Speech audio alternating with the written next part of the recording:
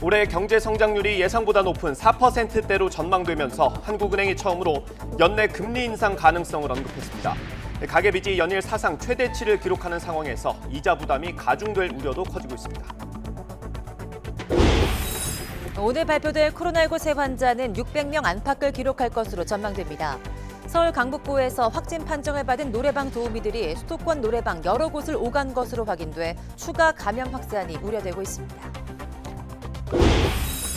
미국에서 백신 접종률을 높이기 위해 백신 복권을 도입한 뒤 접종자가 급속도로 늘고 있습니다. 첫 당첨자도 나왔는데 백신을 맞고 복권 당첨금 11억 원까지 받게 됐습니다.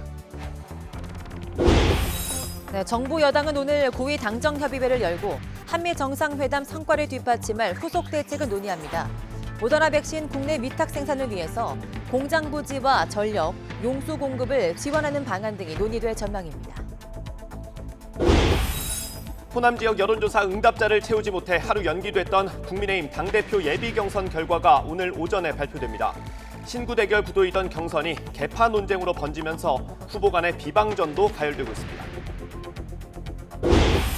오늘 서울동 수도권 지역에선 출근길에 벼락과 돌풍을 동반한 강한 비가 내릴 것으로 보입니다. 우박이 떨어지는 곳도 있을 것으로 예보돼 주의가 필요합니다. 여러분 안녕하십니까? 5월 28일 굿모닝 YTN 시작합니다. 한국은행 총재가 올해 안에 기준금리를 올릴 수도 있다는 가능성을 처음으로 언급했습니다. 네, 금리가 오르면 이자 폭탄이 우려되는데 코로나19 발생 이후 1년 넘게 이어진 완화적 통화 정책의 기조가 미국보다 먼저 바뀔지 주목됩니다. 보도에 김상호 기자입니다. 한국은행은 기준금리를 전문가들의 예상대로 동결했습니다. 현재대로 연 0.5%, 8번 연속 동결로 1년째입니다. 미국 연방준비제도 기존금리와는 0.25에서 0.5%포인트 격차가 유지됐습니다. 금리는 예상대로지만 올해 우리나라 경제성장 전망치는 예상을 깼습니다. 지난 2월 전망치보다 1%포인트 높은 4.0%로 깜짝 올려잡았습니다. 소비자 물가 상승률 전망치 역시 기존 1.3%에서 1.8%로 올렸습니다. 원자재 가격 상승 등을 반영한 것입니다. 하는 전망대로 경제 성장률이 4%가 되면 11년 만에 처음 4%를 넘어서게 됩니다. 주목할 점은 최근 경제 회복세 등과 관련해서 한은 총재가 처음 언급한 연내 기준금리 인상입니다. 사실 연내 인상 여부는 결국 경제 상황의 전개에 달려 있습니다. 경제 상황이라는 단서는 달았지만 연내라는 언급은 일반적인 예상에서 벗어난 것입니다. 지금까지는 대체로 미국이 일러야 내년 하반기께 기준금리 인상에 나서고 이후에야 하느니 연준을 따라 금리를 올릴 것이라는 전망이 우세했습니다. 코로나19 발생 이후 1년 넘게 이어진 완화적인 통화정책의 기조가 미국보다 먼저 바뀔지 주목되는 대목입니다. 금리가 1%포인트 오르면 전체 가계에 12조 원쯤 부담이 늘어납니다. 이른바 영끌 비트로 가상화폐 거래에 뛰어든 2030 세대와 가계의 이자 폭탄이 우려됩니다. 올 1분기 가계대출 등의 잔액은 1,765조 원 사상 최대치로 직전 분기 대비 37조 6천억 원, 1년 전 대비 무려 153조 6천억 원이나 증가해서 한국 경제의 뇌관이 된 상태입니다. YTN 김상호입니다. 올라가는 경제 성장률 전망치처럼 실제 국민의 삶도 함께 나아질 수 있을지는 아직 의문입니다. 네, 고용시장엔 특히나 청년층을 중심으로 아직 한파가 돌고 양극화 문제 역시 해결의 기미가 잘 보이지 않고 있습니다. 권남계 기자입니다. 한국은행이 4% 성장을 얘기한 날, 지난해 4분기 기준 임금 근로 일자리가 50만 3천 개 늘었다는 통계도 나왔습니다. 하지만 증가분 절반 가까이는 정부 일자리 사업에 영향이 큰 공공행정 일자리였고 청년층 일자리는 1년 내내 곤두박질 쳤습니다. 30대와 20대 이하 모두 전년보다 줄었는데 특히 20대 이하는 지난해 1분기 통계 작성 이래 첫 감소를 기록한 이후 쭉 회복하지 못했습니다. 게다가 이번 통계는 사회보험 같은 행정 자료만을 근거로 해 비공식 일자리의 피해가 큰 코로나19 고용 충격을 반영하지 못했을 가능성이 큽니다. 대면 서비스업 관련 업종에서의 취약 근로자가 행정자료에 미가입되거나 미신고될 가능성이 높음에 따라서 실제 취업자의 감소폭이 행정자료에는 반영이 되지 못한 것으로 추측할 수 있습니다. 일자리가 부족해 청년층과 저소득층의 소득이 주니 절로 양극화가 심해집니다. 실제로 재난지원금 같은 공적 이전 소득을 빼고 근로나 사업, 재산소득만 보면 부유층과 저소득층의 격차는 더 커졌습니다. 대면 소비를 중심으로 한 내수 회복은 여전히 약한 상태이고요. 이에 따라 고용을 비롯한 전반적인 체감 경기의 회복까지는 여전히 시간이 필요한 것으로. 수출이 호조라 해도 반도체 같은 효자 품목의 고용 유발 효과는 워낙 적고 수출액 역시 일부 대기업에 집중됐습니다. 수출이란 아궁이가 타올라도 실제 삶과 직결되는 고용에 아직도 한파가 도는 이유입니다. YTN 권남기입니다. 송영길 대표가 취임하면서 부동산 특위를 재편한 민주당이 2주 만에 대책을 내놨습니다. 재산세 완화는 애초 당내 공감대가 충분히 형성됐던 만큼 별다른 이견 없이 당론으로 채택됐습니다. 우선 공시가 6억 원에서 9억 원의 1주택자 재산세를 0.05%포인트 깎아주기로 했습니다. 전국적으로 44만 호가 대상이 되고요. 한 집에 평균 18만 원 정도씩 세금이 줄어들게 됩니다. 주택 대출 규제도 완화하기로 했습니다. 무주택자나 생애 첫 주택 구입자는 LTV 우대폭이 현행보다 10%포인트 더 확대됩니다. 무주택 세대주의 부부 합산 소득 기준은 현행 8천만 원에서 9천만 원으로 확대됐고 주택 가격 기준도 투기 지역의 경우 현행 6억 원에서 9억 원으로 높였습니다. 이렇게 되면 4억 8천만 원짜리 주택을 살 때 현재는 2억 4천만 원까지 대출을 받을 수 있는데 앞으로는 2억 8,800만 원까지 빌릴 수 있습니다.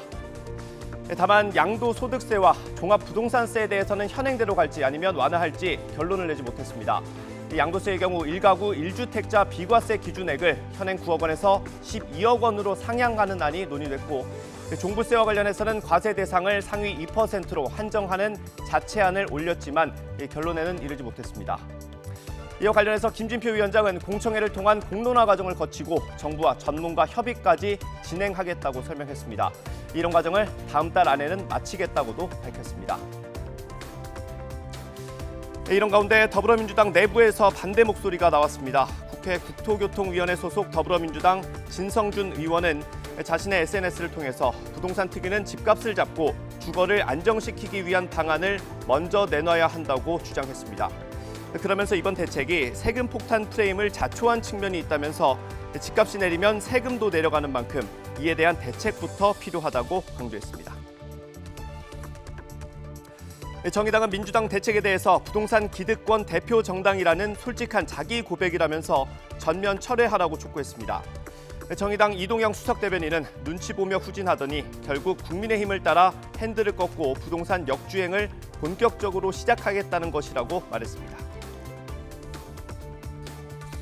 서울의 전셋값은 100주 연속으로 올랐습니다. 한국부동산원 자료를 보면 이번 달 넷째 주 서울 아파트 전셋값은 한 주 전보다 0.04% 올랐습니다. 서울 아파트 전셋값은 지난 2019년 7월 초부터 꾸준히 올라서 2014년 이후 최장기인 100주 연속 상승세를 이어가고 있습니다. 지역별로는 정비사업으로 이주 수요가 있는 서초구에서 0.16%나 급등했고 노원구는 중저가 단지 위주로 0.1% 상승했습니다.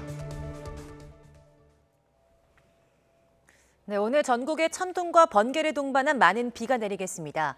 곳곳에 우박이 떨어지는 곳도 있을 것으로 보여 주의가 필요한데요. 자세한 날씨는 캐스터 연결해서 알아보도록 하겠습니다. 박현식 캐스터. 네, 상암동 야외 스튜디오에 나와 있습니다. 네, 이제 곧 출근길이 시작되는데요. 현재 비가 내리는 곳도 있다고요. 네, 지금 수도권과 강원, 충남 서해안 등 중부지방을 중심으로 비가 내리고 있습니다. 특히 어제보다 대기 불안정이 심해서 비구름이 강하게 발달했는데요. 출근길 서쪽 지방을 시작으로 낮 동안 동쪽 지방에도 시간당 20에서 30mm의 강한 비가 집중되겠습니다. 또 천둥과 번개를 동반하겠고 최대 2cm의 우박이 떨어지는 곳도 있을 것으로 보이니까요. 농작물 피해 없도록 미리 대비하셔야겠습니다. 레이더면부터 보겠습니다. 지금 수도권 등 중북부 지방에 붉은색의 강한 비구름이 영향을 주고 있는데요. 경기 북부와 충남 서해안에는 시간당 10mm의 다소 강한 비가 쏟아지고 있습니다. 중부와 전북, 경북과 울릉도 독도에는 20에서 60mm, 전남과 경남에는 5에서 20mm의 비가 오겠고요. 비는 오후 늦게 차차 그치겠지만 중부지방은 밤부터 내일 새벽까지 비가 더 이어지겠습니다.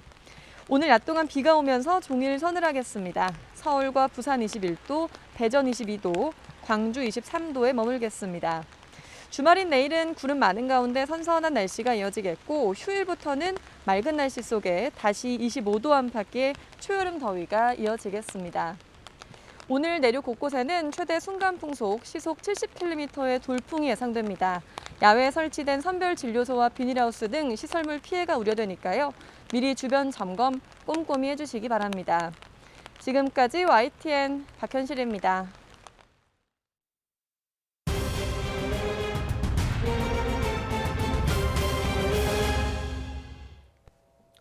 네, 이어서 코로나19 소식입니다. 단체 손님을 받고 원정 도우미까지 부른 노래방에서 집단 감염이 발생했습니다.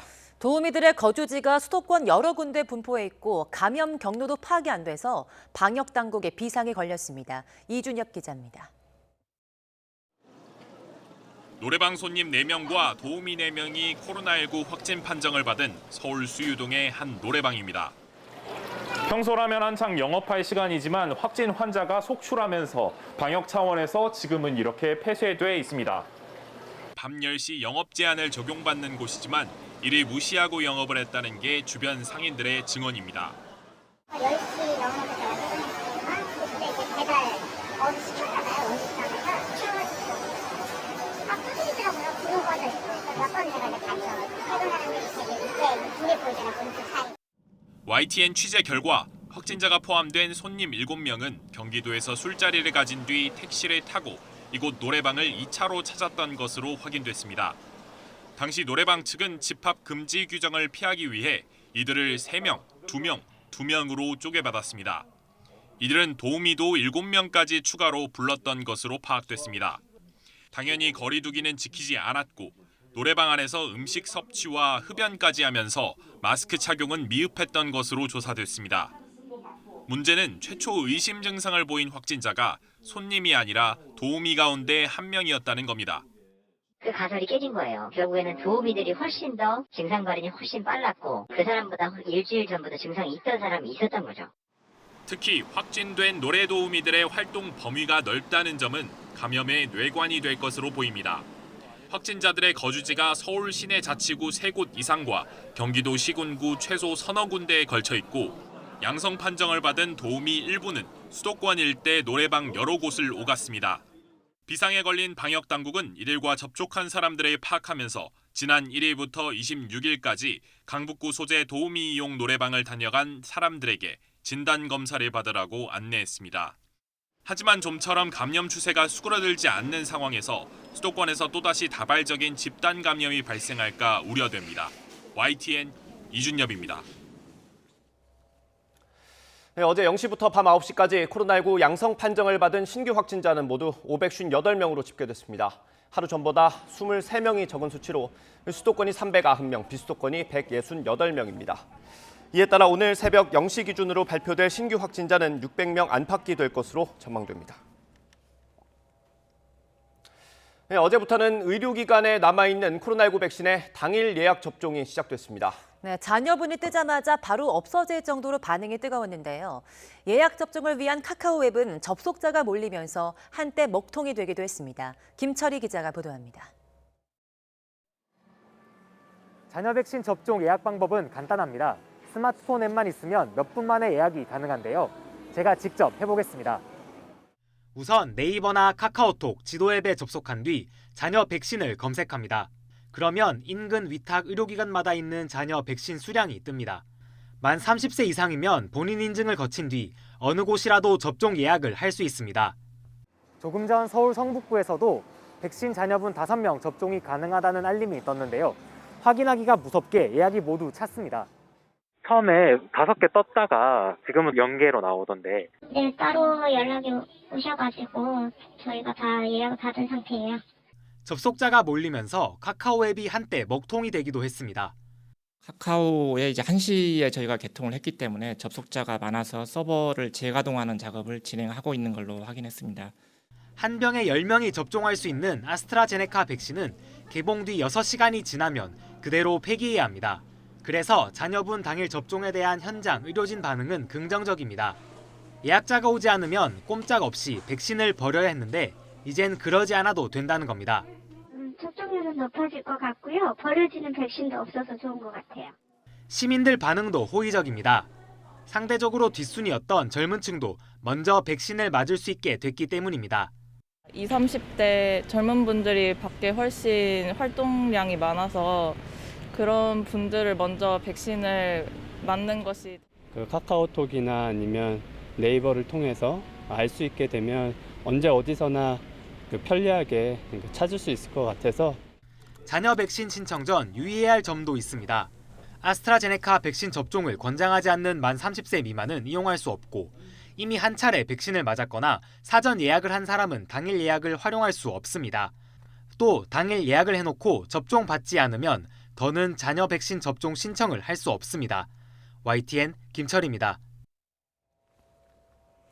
네, 만 65살부터 74살과 중증 호흡기 질 환자를 대상으로 한 코로나19 백신 1차 접종이 시작된 어제 저녁 6시까지 모두 64만 6,618명이 백신을 맞은 것으로 집계됐습니다. 지난 2월 26일 백신 접종을 시작한 뒤 하루 접종자 기준으로는 가장 많은 수치입니다. 백신 종류별로 보면 65살에서 74살과 만성 중증 호흡기질 환자 56만 4천여 명이 아스트라제네카 백신을, 75살 이상 어르신 8만 1천여 명이 화이자 백신을 1차 접종했습니다. 네, 백신 접종이 시작되고 초반에는 고령층을 중심으로 접종이 진행됐는데 하반기부터는 장년층으로 확대될 것으로 보입니다. 7월부터는 50대와 고3 수험생, 교사까지 일반 국민의 1차 접종이 시작될 예정입니다. 이영환 기자입니다. 지난달 75살 이상 어르신을 시작으로 고령층 접종은 나이 순으로 이루어지고 있습니다. 65살부터 74살 접종이 진행 중이고 60살에서 64살까지는 다음 달 7일부터 백신을 맞게 됩니다. 모두 1,200만 명이 넘는 규모입니다. 상반기 정부 목표인 1,300만 명 접종이 코로나19에 취약한 고령층에 집중된 겁니다. 백신 접종은 어르신들께는 건강 지킴이자 생명 지킴이입니다. 반드시 예방접종을 받아주시기를 부탁을 드립니다. 고위험군 접종이 끝나면 하반기에는 일반 국민도 백신을 맞을 수 있습니다. 물론 우선순위를 따지게 되는데 나이 순으로 50대가 먼저 맞습니다. 또 2학기 전면 등교 추진에 맞춰 교사도 7월 접종 대상으로 확정됐습니다. 7월에 먼저 이제 50세에서 59세까지 그리고 고3 및 수능 수험생, 초중고 교사 등에 대한 접종부터 시행할 예정입니다. 이들이 맞을 백신 종류는 하반기 수급 상황에 따라 정해질 예정인데 고3 수험생과 교사는 화이자 백신을 맞게 될 가능성이 큽니다. 아스트라제네카 백신이 30살 미만에는 사용할 수 없는 데다 접종 간격이 12주로 길기 때문입니다. 7월과 8월 내에 접종이 완료돼야지만 9월 새학기에 학교에 출근을 할 수 있습니다. 화이자 백신이 간격으로 봐서 가능성이 있고 모더나 백신도 가능성이 있습니다. 현재 접종 가능 연령대는 만 18살부터인데 16살 이상으로 확대할지는 아직 정해지지 않았습니다. 전문가들은 젊은 층의 경우 감염돼도 대부분 경증에 그쳐 백신 이득이 크지 않다며 일반 성인 접종에 집중하는 게 효율적이라고 조언했습니다. YTN 이영훈입니다. 일본 도쿄 지역 등에 선포된 긴급사태 조치가 다음 달 20일까지 연장됩니다. 교도통신에 따르면 일본 정부는 도쿄 등 9개 지역에 발효 중인 긴급사태를 6월 20일까지 연장하겠다는 방침을 여당 측에 전달했습니다. 도쿄올림픽 개막일인 7월 23일을 한 달여 앞둔 시점까지 감염이 확산한 지역을 중심으로 최고 수준의 방역 대책을 시행한 뒤 일제히 긴급사태를 해제해서 막판에 올림픽 개최 분위기를 만들어보겠다는 전략으로 분석되고 있습니다. 하지만 어제도 코로나19 감염자는 4,140명으로 이틀째 4,000명대를 유지했습니다. 도쿄올림픽을 강행하면 이를 계기로 새로운 코로나19 변이 바이러스가 출현할 수 있다는 주장이 일본 의료계에서 나왔습니다. 우에야마 나오토 일본 전국의사노조위원장은 200여 개국에서 수만 명이 모이는 올림픽이 예정대로 열릴 경우 완전히 새로운 변이 바이러스가 생길 가능성을 부인할 수 없다며 이는 일본 국내 문제를 넘어서 세계 인류의 새로운 문제가 될 것이라고 밝혔습니다. 이런 사태가 일어날 경우 도쿄올림픽은 앞으로 100년에 걸쳐 가장 어리석은 대회였다는 비난을 받게 될 것이라면서 이런 위험한 올림픽을 막기 위해서 국제사회가 나서야 한다고 주장했습니다. 하루 확진자 수십만 명이 쏟아지고 있는 인도에서 치명률이 50%에 달하는 검은 곰팡이균이 무섭게 퍼지고 있습니다. 네, 문제는 코로나19에 걸렸다가 회복됐어도 면역력이 떨어져서 곰팡이균에 쉽게 감염된다는 겁니다. 보도에 최문석 기자입니다. 한 환자가 들것에 실려 급히 병원으로 후송되고 있습니다. 최근 들어 인도에선 검은 곰팡이균에 감염된 사례가 늘고 있습니다. 벌써 환자 수가 11,000명을 넘어섰습니다. 확산세도 빨라 닷새 사이에 3,000명 가까이 감염자가 불어났습니다. 검은 곰팡이균에 감염되면 코피를 흘리고 눈 부위가 붓거나 피부가 검게 변합니다. 뇌와 폐 등으로 전이될 수 있어 적절한 치료가 없으면 치사율이 50%에 달하는 것으로 전해졌습니다. 주로 면역력이 떨어진 당뇨병 환자에서 가끔 발견됐지만 최근에는 코로나19에 걸렸다 회복하고 있는 사람들이 많이 감염되고 있습니다. These are patients who are in post-corona period, say after 2 weeks of recovery, who are immunocompromised, who have uncontrolled diabetes, who have received corticosteroids, and who has received the oxygen delivery through the tap water. 하지만 검은 곰팡이증은 사람 간 직접 접촉으로는 전염되지 않는 것으로 분석됐습니다. 다만 인도의 환경상 흙이나 거름, 썩은 나뭇잎 등에서 털 곰팡이 포자에 노출될 가능성이 큰 것으로 알려졌습니다. It keeps on increasing in a local area and keeps destroying the organs and the tissues that are coming closer to it. So earlier we catch it, the small is the damage. Late we catch, the more is the damage. 검은 곰팡이균에 감염될 경우 8주가량 항곰팡이 약품을 투여하면 어느 정도 치료가 가능한 것으로 알려졌습니다. 인도 연방정부는 검은 곰팡이증이 빠른 속도로 퍼지자 곰팡이증을 전염병으로 선포하고 감염 치료제인 항곰팡이제를 3만 개 가까이 각 주 정부에 조달했다고 밝혔습니다. YTN 최문석입니다. 조 바이든 미국 대통령이 코로나19의 기원과 관련해서 정보당국에 지시한 추가 조사 결과가 나오면 공개할 거라고 밝혔습니다. 올해 초 기원을 추적한 세계보건기구 조사팀들도 증거가 사라지기 전에 2단계 조사를 시작하라고 공개 촉구했습니다. 워싱턴 강태욱 특파원이 보도합니다. 미국 정보당국에 정보를 다시 수집해 90일 안에 보고하라고 한 바이든 대통령. 아직은 기원과 관련해 모른다고 말했습니다.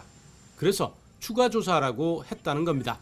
What do you expect to get from your review, your 90-day review on where the origins of the coronavirus? If I knew that, I wouldn't ask for a 90-day review. I don't know. 90일 뒤 다시 보고를 받아 새로운 사실이 나오면 공개할 것이라고 약속했습니다. Would you like to release the report in full after 90 days?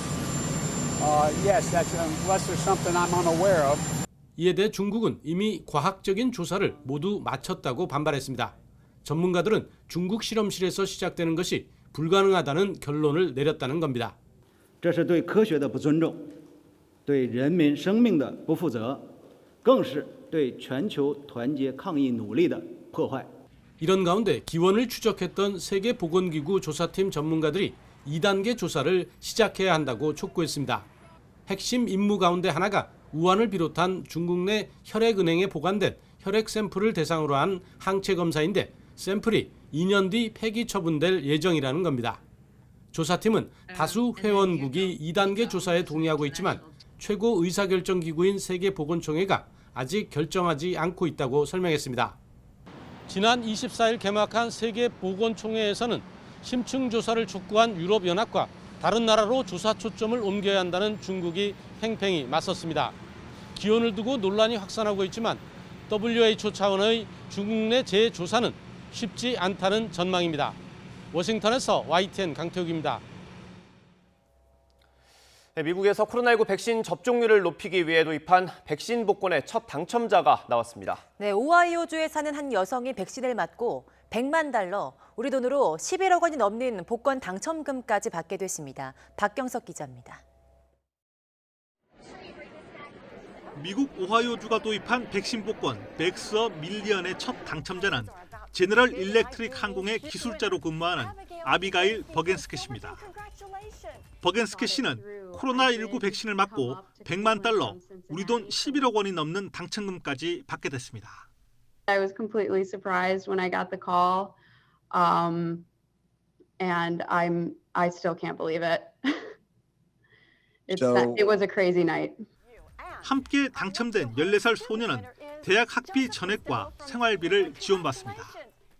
I know what schools some schools I might want to go to, like Miami University or Ohio State University. 오하이오주는 앞으로 4주 동안 매주 한 차례씩 성인 1명과 청소년 1명을 대상으로 복권 당첨자를 발표할 예정입니다. 백신 접종률을 높이기 위한 고육지책이었지만 결과는 대성공입니다. 복권 도입 발표 후 일주일 사이에 백신을 맞은 16세 이상 주민이 33%나 증가하는 등 접종률이 가파르게 상승하고 있습니다. We see an increase in every region, in virtually every county.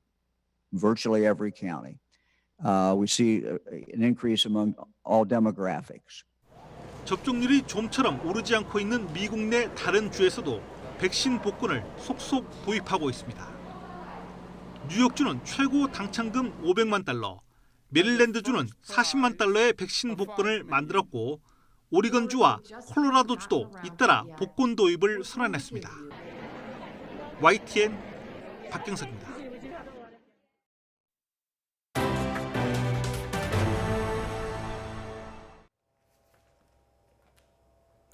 네, 더불어민주당과 정부는 오늘 고위 당정협의회를 열고 백신 생산과 한미 정상회담 성과를 뒷받침할 후속 대책을 논의합니다. 이 자리에는 민주당 송영길 대표와 윤호중 원내대표, 김부겸 국무총리와 외교부, 국방부, 산업부, 복지부 장관, 청와대 이호승 정책실장 등이 참석합니다. 특히 이번 한미 정상회담에서 합의한 모더나 백신 국내 위탁 생산을 지원하기 위해서 정부의 생산 공장 부지 확보와 전력, 용수 공급 지원 방안이 집중적으로 논의될 전망입니다. 네, 한미 정상회담 성과의 영향으로 문재인 대통령의 국정 운영 지지율이 7주 만에 40%대를 회복했습니다. 네, 엠브레인 퍼블릭, K스텔 리서치, 코리아 리서치, 한국 리서치 등 4개 여론조사 기관이 내놓은 5월 4주차 전국 지표조사 결과입니다. 네, 문 대통령의 국정 운영 긍정평가 비율은 지난주보다 6%포인트 상승한 42%를 기록했습니다. 부정평가 비율은 51%로 전주보다 3%포인트 하락했습니다. 네, 문 대통령의 한미 정상회담 성과에 대해서는 긍정평가가 55%, 부정평가는 34%를 기록했으며 6, 70대를 제외한 전 연령대에서 긍정평가가 부정평가보다 많았습니다. 네, 전체 질문지 등 자세한 내용은 중앙선거 여론조사심의위원회를 참고하시기 바랍니다. 네, 여론조사 역선택 방지 조항으로 호남 할당 인원을 채우지 못해 하루 연기됐던 국민의힘 당대표 예비 경선 결과가 오늘 발표됩니다. 신구 대결을 발판 삼아 흥행몰이에 성공했다는 평가를 받았던 당권 경쟁은 때 아닌 개판 논쟁에 진흙탕 싸움으로 흐르고 있습니다. 보장원 기자입니다. 유승민계에 대한 국민의힘 중진 당권주자들의 견제가 더 노골적이 됐습니다. 나경원 전 의원은 예친박계가 자신을 지원하는 건 끝까지 당을 지켰기 때문이라며 개파보다 당권과 대권을 나눠 먹으려는 것이 문제라고 공세에 고삐를 조였습니다.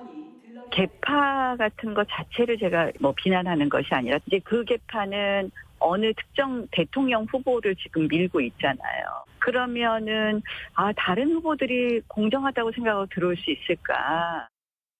주호영 전 원내대표도 협공을 폈습니다. 당에 존재하는 개파는 유승민계뿐이라고 예친이계 지원서를 차단하면서 이준석 전 최고위원이 특정 인물을 대통령으로 만들기 위한 찌질한 구태 정치를 한다고 거칠게 몰아세웠습니다. 공공연하게 어떤 사람을 대통령 만드는 게 내 목적이다 이렇게 이야기를 했으니까 아마 그런 점을 가지고 개파라고 하지 않았나. 유승민계로 지목된 이준석 전 최고위원과 김웅 의원은 개파 정치의 망령이라고 일축했습니다. 대선 관리는 공정하게 이뤄질 거라면서 탐욕으로 개파나 조직을 언급하며 구태를 회귀시킨다면 심판받을 거라고도 경고했습니다. 최근에 보니까 그 친이계들이 모여서 주호영 후보를 지지하겠다라고 이렇게 결심하고 문건까지 만들었더라고요.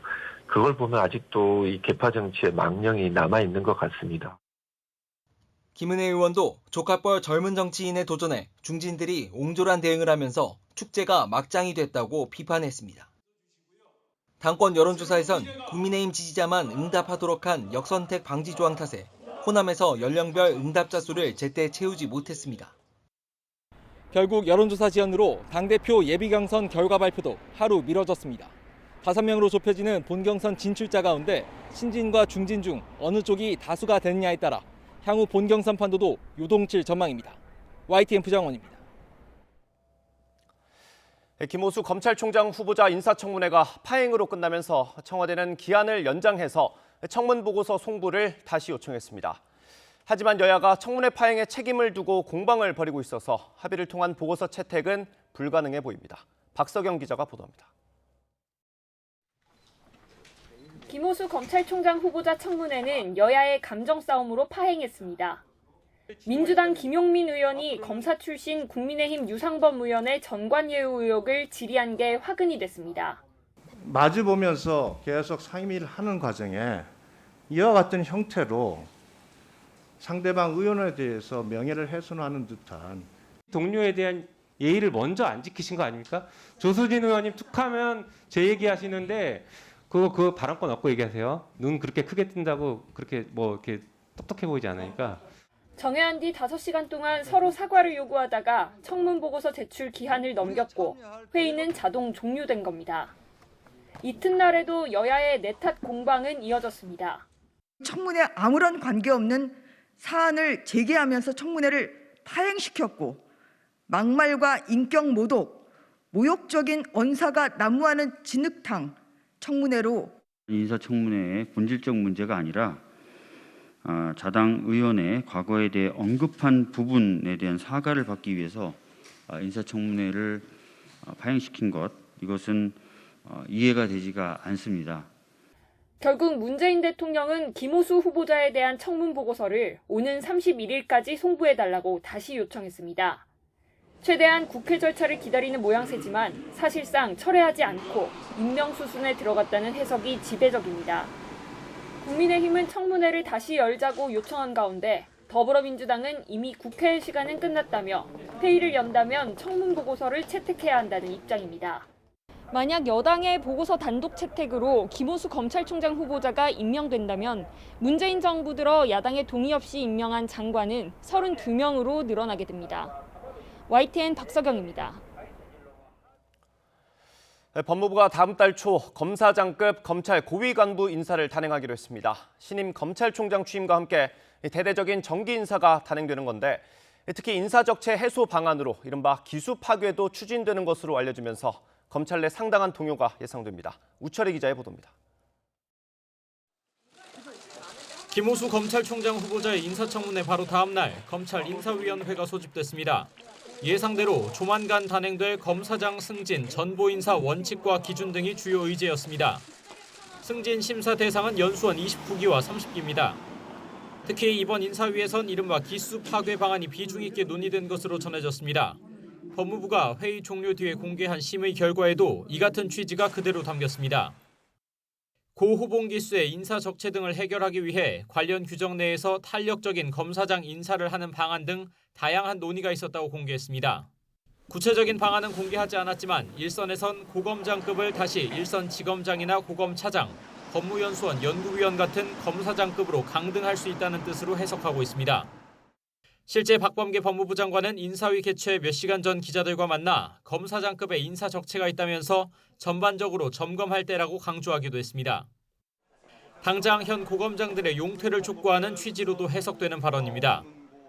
법무부는 이번 인사의 원칙과 관련해선 능력과 전문성, 출신 지역과 학교, 검찰 개혁에 대한 국민적 여망 수용 자세 등을 종합적으로 고려하겠다고 밝혔습니다. 또 김호수 총장 후보자 취임 전에 인사회를 열어 패싱 논란이 벌어진 것을 의식한 듯 신임 총장 의견을 충분히 수렴해 다음 달 초 검사장 인사안을 발표할 예정이라고 강조했습니다. 상명하복과 기수 문화가 철저한 검찰 조직에서 기수 파결한 곧 용퇴 권고로 여겨집니다. 이번 정기 인사를 앞두고 검찰 내 상당한 동요가 불가피해 보입니다. YTN 우철입니다.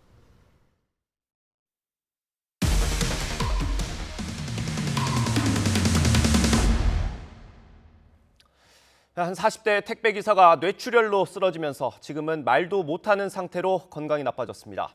정부까지 나서 대책을 마련했지만 현장의 택배기사는 여전히 경무에 시달린다는 목소리가 끊이지 않고 있습니다. 홍민기 기자의 단독 보도입니다. 서울 신촌동의 대형 종합병원. 토요일이었던 지난 22일 병원 건물 앞 화단에서 44살 택배기사 서모 씨가 쓰러진 채 발견됐습니다. 이곳 병원 앞 화단에 쓰러져 있던 서 씨는 행인 신고를 받고 출동한 경찰과 소방에 의해 근처 응급실로 옮겨졌습니다. 당시 서 씨는 거의 움직이지 못할 정도로 몸 상태가 나빴습니다. 이렇게 세웠는데 제대로 몸을 못 가는 거 몸을 떨어서 건강에 좀 이상이 있어 보여가지고 119 불러서. 서 씨는 쓰러지기 직전까지 담당 구역인 서울 마포구 일대에 물건을 배송하고 있었습니다. 그러다 몸에 이상을 느껴 택배 차량을 서강대교 밑에 세워놓고 병원으로 향했습니다. 차가 서강대교 밑에 있으면 서강대교에서 택시를 탄 건데 거기 쓰러져 있다면은 간 거겠죠.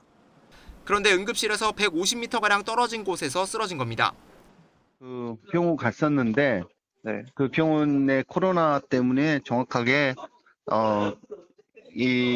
바로 진료가 안 됐던 거고 밤 11시경에 경찰이 발견됐다는 것이 저희가 알고 있는 사실입니다. 병원으로 옮겨진 서 씨는 이틀 만에 의식을 되찾았지만 뇌출혈로 신체 일부가 마비됐고 말도 하지 못하는 상태입니다. 가족들은 서 씨가 2년 전부터 로젠 택배에서 일을 시작했는데 코로나19로 업무량이 늘어난 뒤 체중이 눈에 띄게 줄었다고 말했습니다. 그전에 비했을 때는 덩치도 있고 그랬는데 공동의살이나 허벅지살은 많이 빠졌었죠. 노조 측은 확인 결과 주 6일 근무에 하루 평균 12시간씩 극심한 노동에 시달렸다며 과로가 뇌출혈의 원인이라고 주장했습니다. 분류 인력도 따로 없어 아침마다 분류 작업을 직접 했다고도 전했습니다. 주 평균 60시간이 넘는 장시간 노동이라고 보고 있는 거죠. 이런 물량들을 이 정도 시간 배송했다는 것은 굉장히 과로에 장시간 노동에 시달렸다고 저희들은 보고 있는 거죠. 그러나 로젠 택배는 서 씨가 하루 배송한 물량은 120개 안팎으로 다른 기사들보다 적은 편이었고 근무 시간도 하루 9시간 정도였다며 과로는 아니라고 반박했습니다. 고용노동부는 서 씨의 배송 물량과 업무 환경 등을 확인해 노동 강도가 과로사 판정 기준에 해당하는지 확인하겠다는 방침입니다. YTN 홍민기입니다. 택배 차량 진입을 두고 주민들과 갈등을 빚었던 서울 거여동의 아파트 단지에서 차량 진입은 허용하되 속도를 제한하는 방식에 합의했습니다. 택배 노조는 보도자료를 내고 아파트 입주자 대표회의가 담당 택배 노동자들과 협의해서 이같이 결정했다고 밝혔습니다. 이에 따라 아파트 지상 도로를 달리는 택배 차량은 단지 내 운행 속도를 시속 10km 이하로 하고 이를 어겨서 사고가 난 경우에는 해당 택배사는 사고 책임을 지고 출입이 금지됩니다. 네, 얼마 전 저희가 초등학교 수영 코치가 제자들을 둔기로 때리고 물고문에 가깝게 학대한 사실을 단독 보도했는데요. 문제의 전 수영 코치가 법정 구속됐습니다. 1심 법원은 불구속 기소된 수영 코치에게 징역 1년 6개월을 선고했습니다. 김범한 나연호 기자가 연속해서 보도합니다. 아동학대와 특수폭행, 상해와 폭행. 전남 지역 초등학교 수영부에서 아이들을 가르치던 전직 코치의 혐의입니다. 자세를 못 잡는다는 이유로 막 머리 잡고 물 넘어가가지고 다리 밑으로 해서 계속 밟고 있었어요. 올라오려고 하니까 계속 머리 누르고 발로 밟고 그랬어요. 지난 2019년 10월에 불구속 기소된 지 1년 반을 넘겨 1심 선고 재판이 열렸습니다. 줄곧 혐의를 부인하던 수영 코치는 징역 1년 6개월의 실형을 선고받고 법정 구속됐습니다. 재판부는 수영 코치가 아동학대 신고 의무자로서 위험한 물건을 휴대해 피해 학생을 폭행함과 동시에 신체적 학대를 했다고 판단했습니다. 출발 때 조립 용도로 쓰던 철제 공구로 피해자의 정강이와 발 등을 여러 차례 때린 것에 대한 지적이었습니다. 재판부는 2차 가해도 언급했습니다. 소영 코치가 자신의 죄를 모면하려고 피해자 부모를 모함하고 오히려 자신이 억울하게 무고당한 사람인 양 소문을 내서 피해자에게 재차 피해를 줬다는 겁니다. 재판부는 소영 코치가 온갖 사람을 동원해 허위사실로 피해 아동과 부모를 비난하고 자신을 옹호하는 글을 제출하게 했다며 이는 방어권 보장을 고려해도 용납될 수 없다고 밝혔습니다. 너무나 힘들었죠. 사실 진짜 이게 법이 밝혀질 거라고는 생각했지만 5년의 시간이 너무 길었거든요. 이렇게 길어질 거라고 생각을 했더라면 진짜 저도 무력으로 가지 않았을까 생각이 듭니다. 재판 종료와 함께 법정 구속된 당시 초등학교 소영 코치는 1심에 불복해 다음 날 항소했습니다. YTN 김범환입니다. YTN이 입수한 판결문 양형 이유에는 수영 코치에게 불리한 점이 나열돼 있습니다. 첫 번째가 폭력 범죄로 4차례 처벌받은 전력입니다. 학생에게 했듯이 과거에도 사람을 때린 적이 있었다는 겁니다.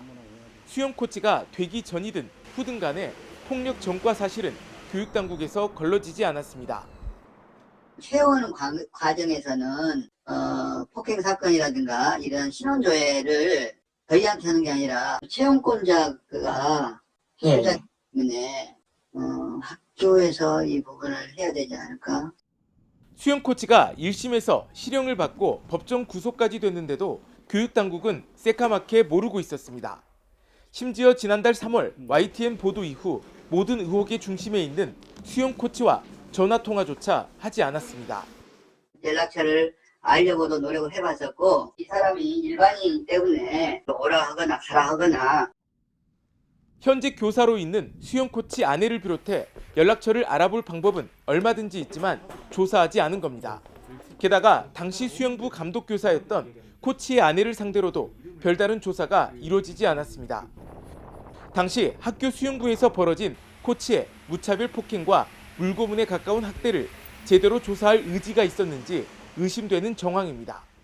어떻게 진행이 되고 있는지 지금 5년 동안 한 번도 체크를 하지 않았어요. 사실 범죄가 이렇게 법에서 나와야 죄가 된다고 생각했는지는 모르겠지만 4년 전 폭행과 학대를 당했던 수영부 학생들은 결국 수영을 그만뒀습니다. 이들의 꿈이 산산조각 되기까지는 교육당국의 안일한 대처도 한몫했습니다.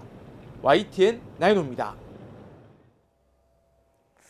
또래에게 소변을 먹이는 등 엽기 행각을 벌여 재판에 넘겨진 경남 하동군 청학동 서당 학생들에게 검찰이 징역형을 구형했습니다. 어제 창원지방법원 진주지원에서 열린 첫 재판에서 검찰은 17살 A군과 B군에게 각각 단기 5년에서 장기 7년형과 단기 5년에서 6년형을 재판부에 요청했습니다. A군과 B군은 지난해 2월부터 청학동 한 서당의 남자 기숙사에서 17살 C군에게 소변이나 체액을 먹이는 등 여러 차례 가혹행위를 해 아동 청소년 성보호에 관한 법률 위반 혐의 등으로 재판에 넘겨졌습니다. 네, 경찰이 어제 한강에서 실종됐다가 숨진 고 손정민 씨 사건 수사 상황을 발표했습니다. 현재까지는 범죄 혐의점이 발견되지 않았다는 게 핵심입니다. 경찰은 한 달 정도 동안 목격자 16명을 확보했습니다. 목격자들을 경찰서로 부르거나 현장으로 가서 진술을 받았고 법 최면을 통해 기억이 맞는지도 맞춰봤습니다. 또 100대가 넘는 현장 주변의 CCTV를 분석해서 손정민 씨와 친구의 행적을 정리했습니다. 최근에 공개됐던 낚시꾼 일행의 진술을 한번 보겠습니다. 경찰 자료에는 마지막 7번째 그룹으로 표시가 되어 있습니다. 이 가운데 7명 가운데 5명은 누군가 물에 들어가 있는 모습을 직접 목격했다고 진술했습니다.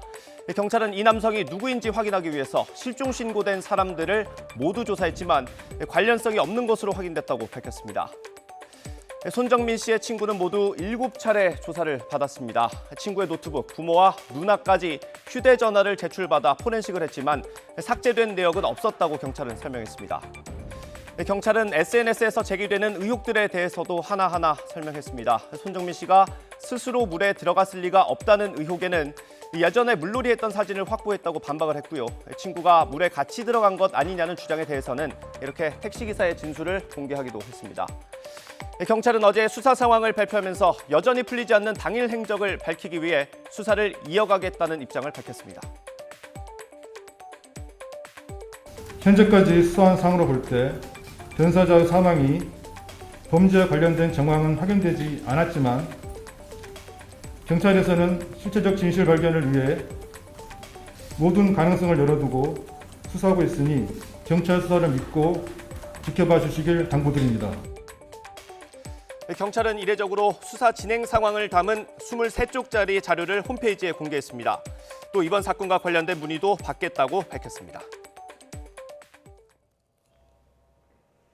네, 태어나서 대학에 가는 나이가 될 때까지 버스 요금을 내지 않아도 되는 곳이 있습니다. 어디 먼 나라 얘기가 아니라 충청남도에서 내년부터 도입하는 정책입니다. 이문석 기자입니다. 충청남도에서 만 75세 이상 어르신은 버스 요금이 무료입니다. 지하철 무임승차 대신 노인들에게 버스 요금을 감면해주고 있는 겁니다. 1년에 몇 버스를 탄다 하면은 돈 이렇게 목을 남긴다면은 20만 원 넘거든요. 그러면 그만큼만 해도 굉장히 도움이 가는 거 아니에요. 충남 무료버스 정책이 앞으로 어린이와 청소년까지 확대됩니다. 내년에 초등학생을 시작으로 2023년엔 중학생, 2024년부터는 고등학생 나이까지 버스 요금을 내지 않습니다. 나이가 해당하더라도 무임승차 카드가 없는 다른 시도민은 요금을 내고 타야 합니다. 당진시 등 일부 기초자치단체가 청소년 무료버스 정책을 시행하고 있지만 광역자치단체 규모로 도입하기는 충남이 처음입니다. 여기에 필요한 돈은 한 해 443억여 원. 충남도와 각 시군은 청소년 교통복지를 위해 반씩 예산을 부담하기로 했습니다. 서민층 자녀들이 대개 시내버스, 농어촌버스 탑니다. 되게 여유 있는 집안 분들은 부모님이 태워다주고 그렇지 않겠습니까? 그래서 절대로 선심성 예산이 아니고 어린이 청소년 무료 승차가 무상교육, 무상급식, 무상교복처럼 전국적인 정책으로 확대될지 주목됩니다. YTN 이문석입니다.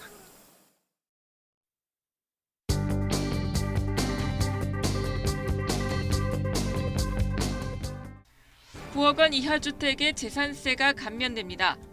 무주택 실수요자는 9억 원 이하 주택을 살 경우 서울에서도 LTV를 60%까지 받을 수 있습니다. 한겨레는 상위 2%만 종부세를 내게 됐다며 고가 주택 기준까지 흔들어 또 다른 혼란이 불가피하다고 비판했습니다. 여당은 임대사업자에 대한 각종 세제 혜택도 전면 폐지하기로 했습니다. 서울신문은 손바닥 뒤집듯 주택 정책을 갈아치운다고 비판했습니다. 빌라 등 다세대 임대사업자 제도도 폐지를 추진하는데 전월세 난 부채질 우려 나옵니다. 가계빚 급증과 인플레 우려로 한국이 미국보다 먼저 금리를 인상할 가능성이 제기됐습니다. JP모건은 올해 4분기 금리 인상을 예상했지만 문재인 대통령은 내년까지는 확장 재정을 유지해야 한다고 발언했습니다. 한국일보는 비투와 영끌족이 늘어난 만큼 금리가 1%포인트 뛰면 집값은 0.7%포인트 하락할 거란 전망과 반전은 어렵다는 전망이 교차한다고 전했습니다. 문재인 대통령은 다음 달 2일 취임 이후 처음으로 4대 그룹 총수와 단독 회동합니다. 65세부터 74세 어르신에 대한 코로나19 백신 접종이 시작되고 백신 당일 예약도 시작된 첫날, 하루 접종자 수도 최다를 기록했습니다. 박범계 검수 완박에 반대한다.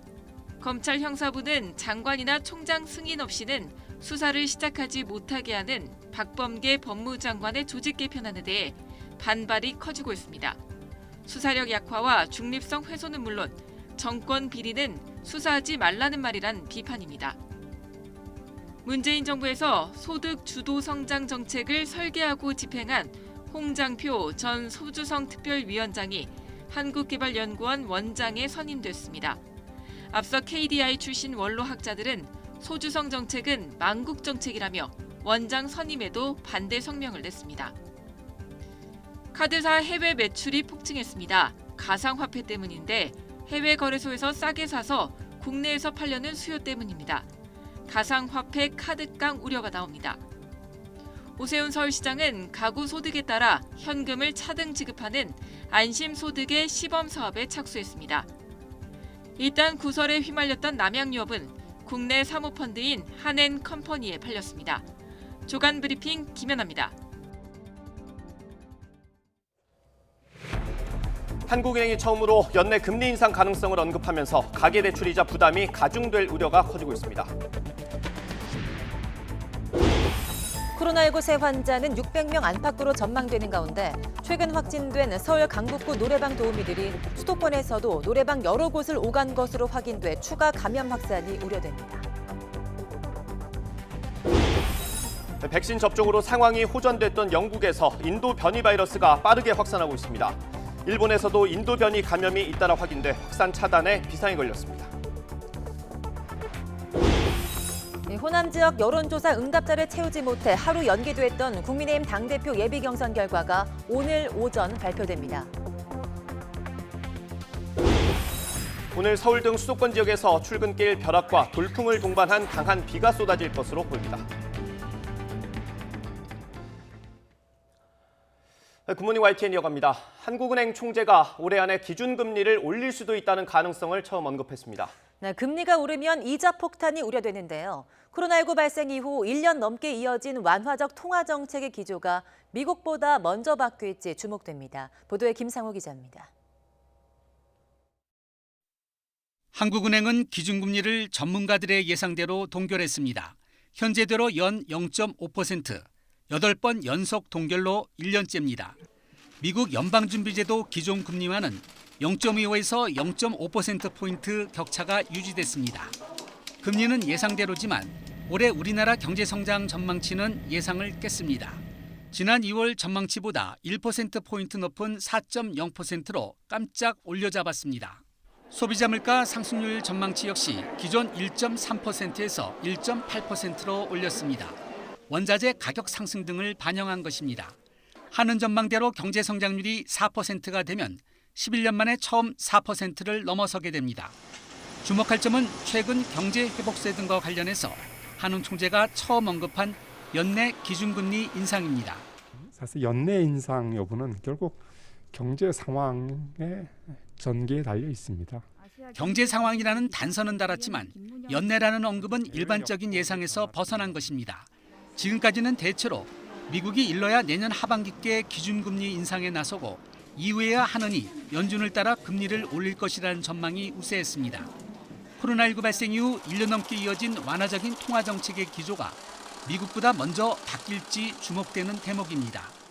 금리가 1%포인트 오르면 전체 가계에 12조 원쯤 부담이 늘어납니다.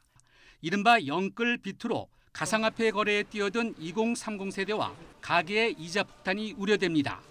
올 1분기 가계대출 등의 잔액은 1,765조 원 사상 최대치로 직전 분기 대비 37조 6천억 원, 1년 전 대비 무려 153조 6천억 원이나 증가해서 한국 경제의 뇌관이 된 상태입니다.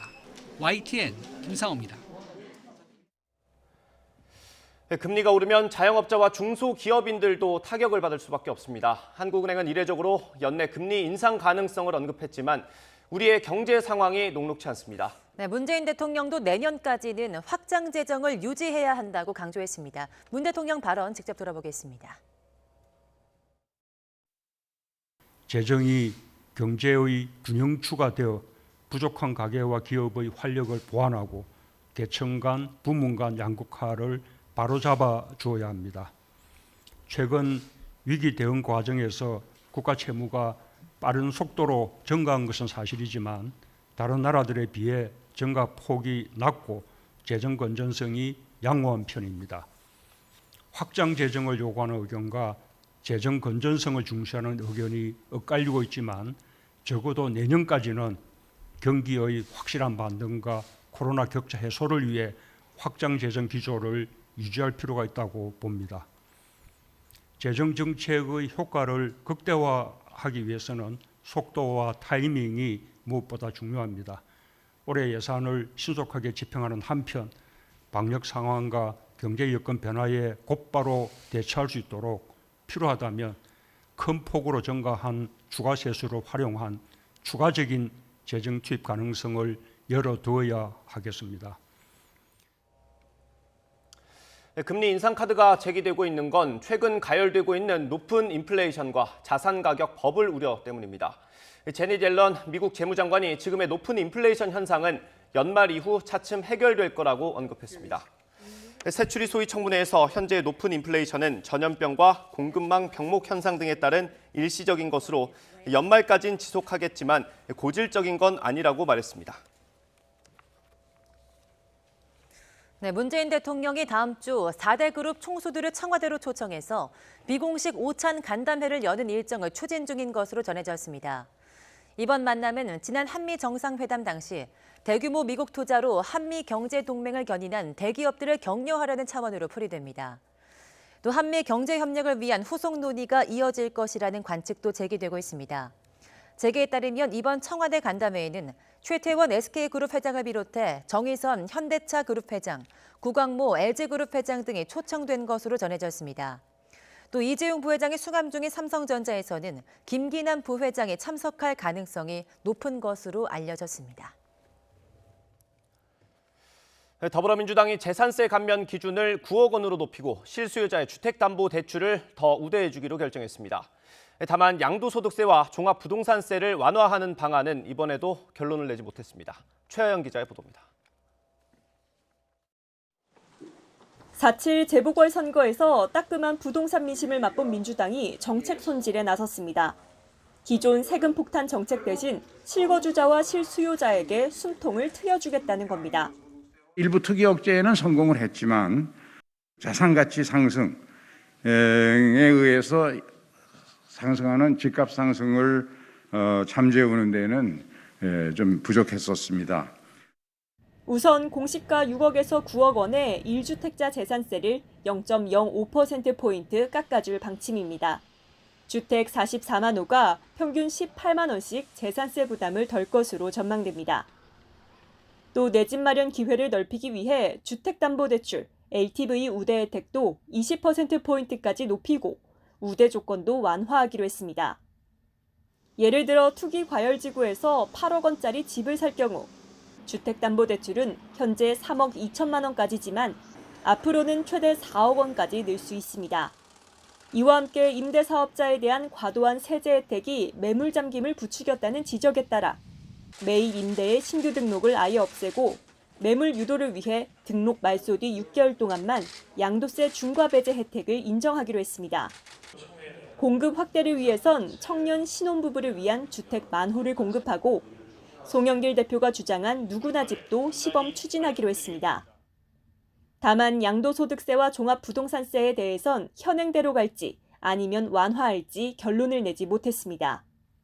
지속적인 소모적인 논쟁, 이거를 불씨시킬 수 있는 종부세 제도를 도입한 근본적인 목적에 맞게 최상위 한 2%만 과세되도록 하는. 민주당은 정부 청와대와 추가 논의를 거쳐 최종 방안을 확정지을 방침입니다. 양도세와 종부세의 경우는 당내 이견이 적지 않은 만큼 공론화 과정을 거친 뒤 다음 달 안에 결론 낼 계획입니다. YTN 최하영입니다. 임대사업자 혜택을 갑자기 폐지하면서 사업자들이 중과 배제 혜택을 받기 위해 기간 내에 물량을 내놓을 수도 있지만 반대로 집을 일단 유지하면서 임대료를 시세에 맞춰 대폭 올릴 우려도 나오고 있습니다. 서울 아파트 전셋값이 100주 연속 오름세인데 하반기 전망도 먹구름이 꼈습니다. 조태현 기자의 보도입니다. 재건축을 앞두고 곧 본격 이주가 시작되는 아파트 단지입니다. 공사 기간에 살 집을 주변에서 구하려는 이주민이 몰리면서 전세 물건에 씨가 말라버렸습니다. 서울 서초구의 아파트 전셋값은 한 주 만에 무려 0.16%나 오르며 오름폭을 대폭 키웠습니다. 재건축 이주발 전세 대란 우려가 크지 않다던 정부의 예상이 무색한 결과입니다. 전세 월세 물량들이 많아봤자 몇십 세대 그 정도 있을 텐데 2,500세대라고 하면 저희 반포뿐만이 아니라 각 지역에 지금 전반적으로 영향을 주지 않을까 싶어요. 전셋값이 오른 건 서울 서초구만이 아닙니다. 서울 전체로도 무려 100주 연속 상승세입니다. 장기간 이어진 저금리 기조 등으로 전세 시장이 위축된 상황에서 지난해 여당이 강행 처리한 임대차 3법의 영향이 겹쳐 물건이 아예 자취를 감춰버린 겁니다. 전세난은 실수요자에게 내 집 마련을 서두르게 해 부동산 시장 전반의 불안으로 이어지고 있습니다. 실제로 전국 아파트값은 매주 0.2%가 넘는 높은 상승률을 보이는 추세입니다. 올해의 누적 상승률은 지난해 같은 기간의 2배가 넘습니다.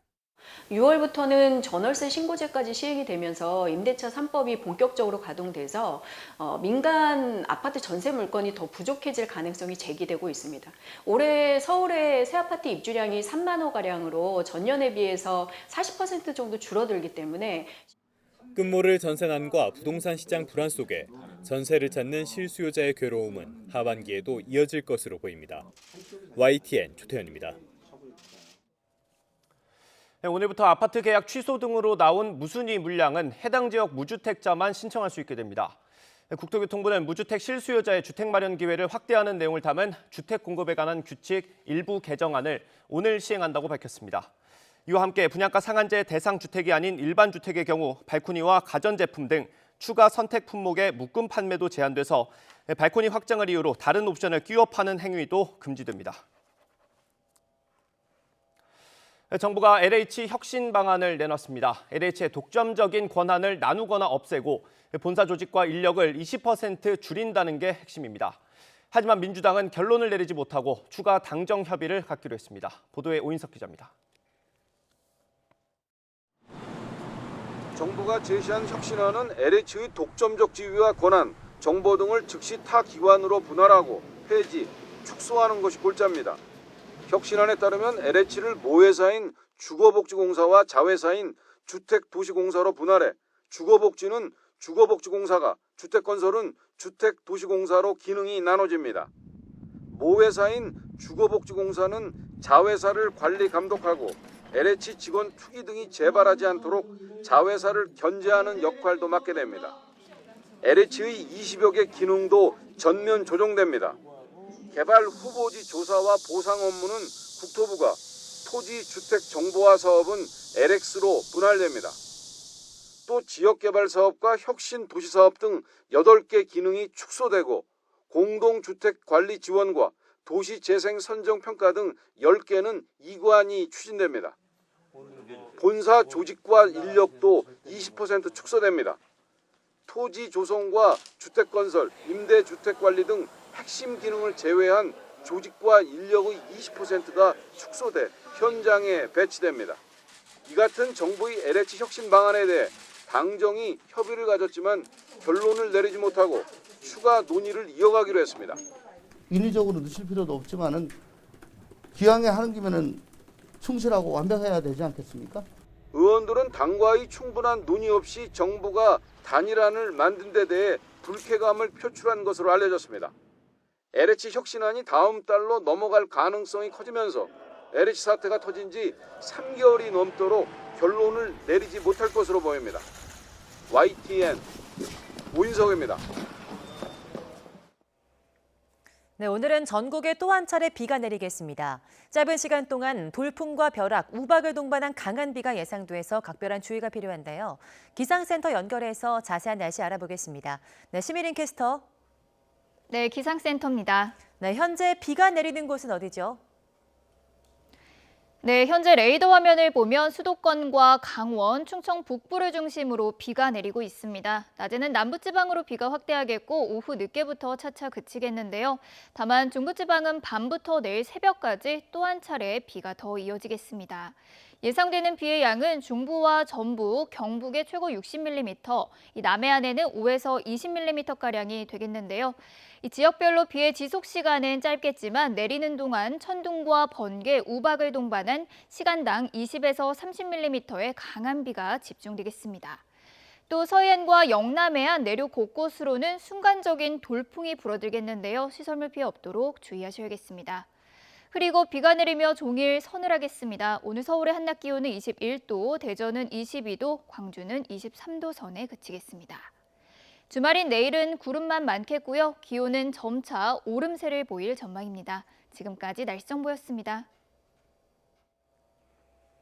네, 국민의힘 당대표 선거에 출마한 8명 가운데 본선에 진출할 5명이 오늘 결정됩니다.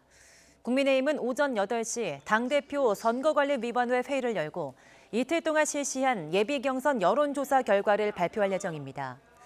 당원과 일반 국민을 상대로 한 예비경선에서는 앞서 일반 여론조사에서 1위를 차지했던 이준석 전 최고위원의 돌풍이 당원 조사에서도 이어질지와 신구 대결 속에서 신인 몇 명이 본선에 진출할지도 관심입니다.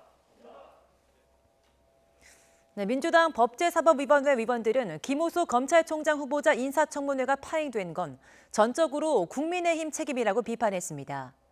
이어 보고서 채택 시한이 오는 31일까지로 연장됐지만 국민의힘의 요구대로 추가 청문회를 개최할 가능성은 크지 않다고 밝혀 여당 단독으로 김호수 후보자 청문 보고서를 채택할 가능성도 있습니다. 네, 이런 가운데 국민의힘은 민주당이 의도적으로 야당 위원들에게 막말과 인격 모독을 해서 청문회가 파행됐다고 반박했습니다. 위원들은 민주당 김용민 의원이 사실관계 확인도 없이 국민의힘 유상범 의원에 대한 전관예우 의혹을 제기하고 조수진 의원에게 모욕적인 말까지 했다며 청문회 일정을 다시 잡아야 한다고 강조했습니다. 양당 입장 직접 들어보겠습니다.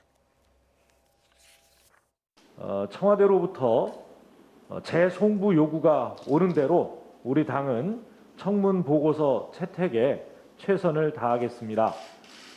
야당에서도 이 터무니없는 트집 잡지 말고 여야 합의를 통해 청문 보고서를 채택하는 데 동참해 주시기 바랍니다. 시대적 과제인 검찰개혁의 흔들림 없는 마무리를 위해 꼭 일을 해야 할 적임자로 보입니다. 정관예우를 몸소 보여준 데 이어 금융범죄 사건에 엄정 대응하겠다면서 스스로 금융범죄 사건을 변호하는 내로남불의 행태까지 보였습니다. 이런 사람이 검찰총장이 된다면 그야말로 대한민국의 법과 정의에 대한 모독입니다. 네, 검찰의 6대 범죄 직접 수사를 제한하는 법무부 직제 개편안이 연일 논란이 되고 있는데요. 김호수 검찰총장 후보자는 이 개편안에 법률 위반 소지가 있는지 검토하겠다고 밝혔습니다. 대검찰청도 일선 검찰청의 의견을 수렴했는데 대부분 반대 의견을 낸 것으로 전해졌습니다. 강희경 기자입니다. 김호수 검찰총장 후보자 인사청문회에서는 법무부에서 추진하고 있는 검찰 직제 개편안도 주요 쟁점 가운데 하나였습니다. 특히 김 후보자는 이 개편안이 상위 법령인 형사소송법과 검찰청법을 위반한다는 지적이 나오는 데 대해 법률에 위반되는지 검토해 위반되는 부분이 있다면 바로잡겠다고 밝혔습니다. 법률에 위반되는지 여부에 대해서는 제가 정확히 알지 못합니다. 보고를 받지 않았으니까요. 그러나 이 의원님 말씀처럼 위반된 부분이 있다면 당연히 시정되어야죠. 그 부분을 검토하겠다는 겁니다. 이 같은 발언에 대해 박범계 법무부 장관은 어떤 취지인지 잘 모르겠고 논의를 해보겠다며 말을 아꼈습니다. 그러나 검찰의 직접 수사를 큰 폭으로 제한한다는 내부 불만을 넘어 개편안 자체가 위법이라는 지적이 검찰 안팎에서 이어지고 있습니다. 기본적으로 일선 형사부가 6대 범죄에 대해 수사를 개시하려면 총장이나 장관의 승인을 받게 돼 있어서 형사소송법과 검찰청법이 보장하고 있는 검사 수사권의 본질을 침해하게 된다는 겁니다. 지청에서는 수사팀을 꾸려 총장 요청으로 법무부 장관의 승인까지 받아야 하는데 장관이 개별 사건에 관여하게 되는 만큼 이 역시 검찰청법 위반이란 지적도 나옵니다. 일선 검찰청에서도 이런 우려의 목소리를 담아 대검찰청에 의견을 제출했습니다. 개편안에 법률 위반 소지가 있다는 비판과 함께 강력부나 형사부의 범죄 대응 역량이 약화할 수밖에 없다는 우려 등이 담긴 것으로 전해졌습니다. 전국 최대 규모의 검찰청인 서울중앙지검과 대검찰청 내부 부서에서도 반대 입장을 전했습니다. 대검찰청은 조직 개편안에 대한 일선청과 대검 내부의 의견을 모아 조만간 법무부에 제출할 예정입니다. 반대 의견이 압도적인 것으로 전해진 만큼 법무부의 조직 개편 움직임이 본격화할수록 내부 반발은 더 커질 것으로 보입니다. YTN 강희경입니다. 네, 코로나19 소식입니다. 어제 0시부터 밤 9시까지 코로나19 양성 판정을 받은 신규 확진자는 모두 558명으로 집계됐습니다. 하루 전보다 23명이 적은 수치로 수도권이 390명, 비수도권이 168명입니다.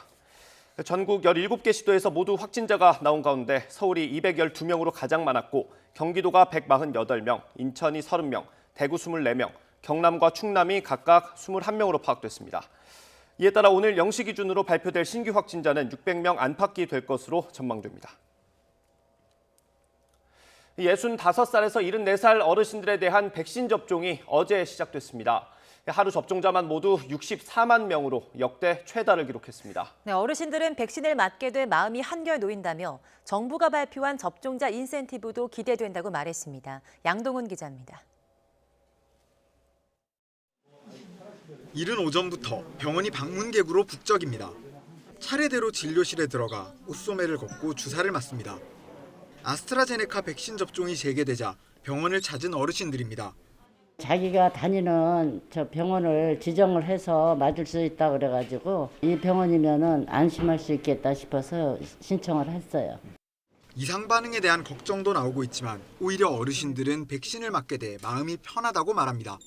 특히 오는 7월부터 백신 접종자는 야외에서 마스크를 의무적으로 착용하지 않아도 되는 방역 지침 완화에 큰 기대감을 보였습니다. 어저께 보니까 이 7월 달부터 접종하고 나면은 마스크를 벗게끔 한다고 하고 또 식당 같은데 그런 데도 좀 이렇게 시간을 더 늦춰준다고 하더라고요. 세상이 밝아지는 거죠. 인근 요양병원에도 접종 예약자들이 줄을 이었습니다. 오늘 첫날에서 백신 맞으러 일찍 왔는데 기분 좋습니다. 요양병원 측은 감염 취약시설로 꼽히는 만큼 외부에서 찾아오는 접종 예약자들을 위해 방역 대비를 강화했습니다. 오늘같이 외부에서 오는 환자들인 경우에는 조금 교육을 더 시켜가지고 철저하게 좀 분리를 더 신경을 쓰는 상태에 있습니다. 이번 신규 접종 대상은 만 65세에서 74세 어르신 513만여 명입니다. 전국 13,000여 곳 위탁 의료기관에서 다음 달 19일까지 아스트라제네카 백신을 접종합니다. YTN 양동훈입니다. 네, 하반기부터 18살에서 59살 일반 국민을 대상으로 코로나19 백신 접종이 본격화되는 가운데 50대와 고등학교 3학년을 비롯한 수능 수험생, 교사 등이 가장 먼저 접종을 받게 됩니다. 예방접종 대응추진단은 어제 정례 브리핑에서 7월 이후 반입되는 백신별 도입 일정이 구체화되면 접종 일정을 안내할 수 있을 것이라며 이같이 밝혔습니다. 코로나19의 영향으로 고통을 겪고 있는 소상공인들이 손실보상의 법제화가 필요하다고 연일 목소리를 높이고 있습니다. 하지만 중소벤처기업부는 손실보상법 처리에 시간이 많이 걸릴 수밖에 없어서 우선 추가 지원을 통해 급한 불을 끄는 게 중요하다는 입장입니다. 조용선 기자입니다. 장기간의 사회적 거리두기 강화로 벼랑 끝에 선 소상공인들은 국회 입법공청회에서 손실보상법 처리를 강하게 요구했습니다. 억장이 무너져 말문을 막혀 실어증에 걸린 사람, 하루에 10만 원 매출로 버티며 폐업도 하지 못하며 고통스럽게 있는 분들. 1년 넘게 피해를 보고 있는 우리 자영업자들, 정부는 또다시 외면했습니다. 또 5월이 지나가고 있습니다. 도대체 언제까지 기다려야 합니까? 여야 의원들도 국회가 답을 줘야 한다며 초당적 협력을 다짐하고 있지만 법리 논쟁이 계속되고 있습니다.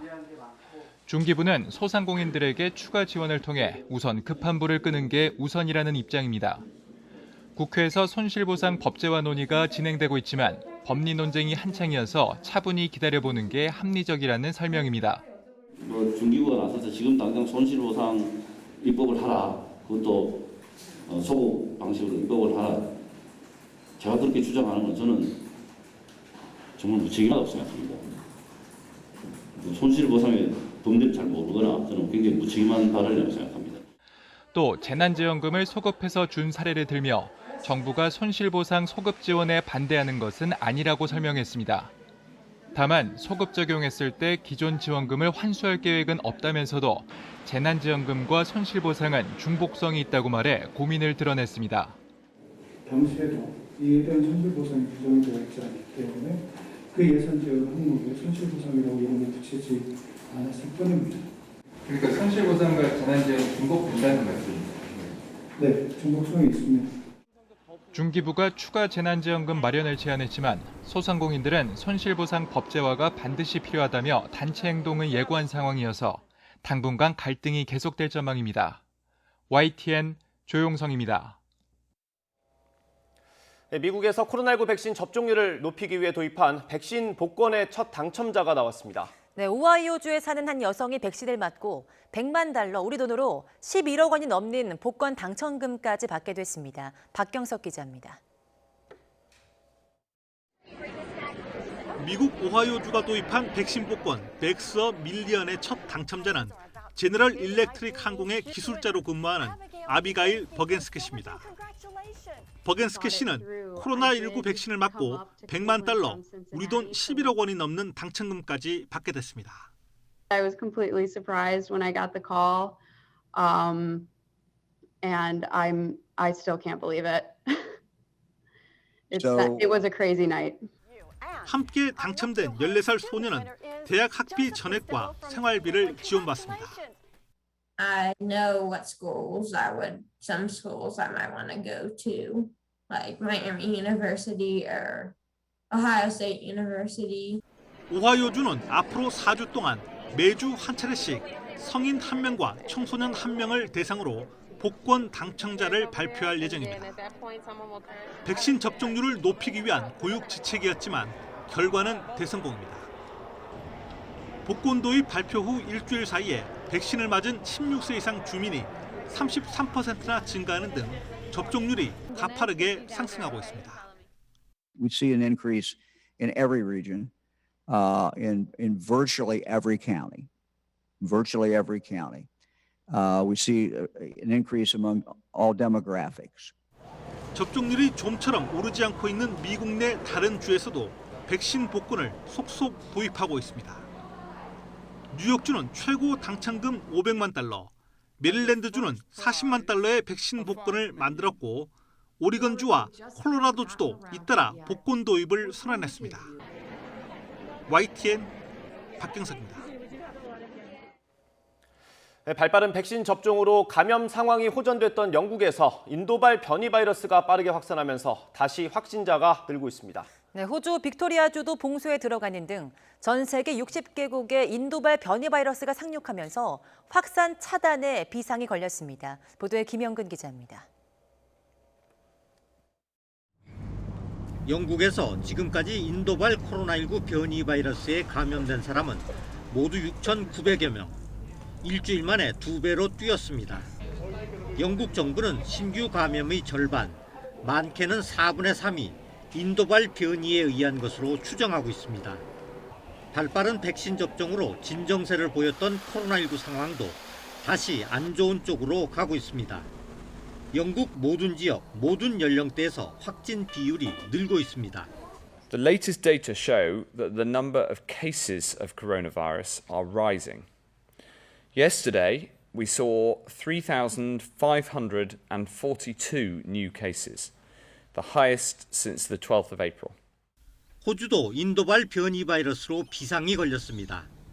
두 번째로 인구가 많은 빅토리아주에서는 봉쇄령이 내려졌습니다. 학교와 술집, 식당은 문을 닫고 외출과 모임도 금지됐습니다. And with 10,000 primary and secondary contacts, cases, with more than 150 exposure sites right around the state of Victoria, we've got to act now. 영국과 호주 외에도 여러 나라가 인도발 변이 확산 때문에 골머리를 앓고 있습니다. 세계보건기구 WHO는 지금까지 인도발 변이가 보고된 나라가 60곳에 이른다고 밝혔습니다. 또 확산 속도도 영국발 변이보다 더 빠른 것으로 알려져 확산을 막기 위해 다시 빗장을 걸어 잠그는 나라가 늘고 있습니다. 세계 각국이 인도 여행객들의 입국을 제한한 데 이어 오스트리아, 독일, 프랑스는 영국에서 오는 여행객들의 입국 제한도 강화했습니다. YTN 김영근입니다.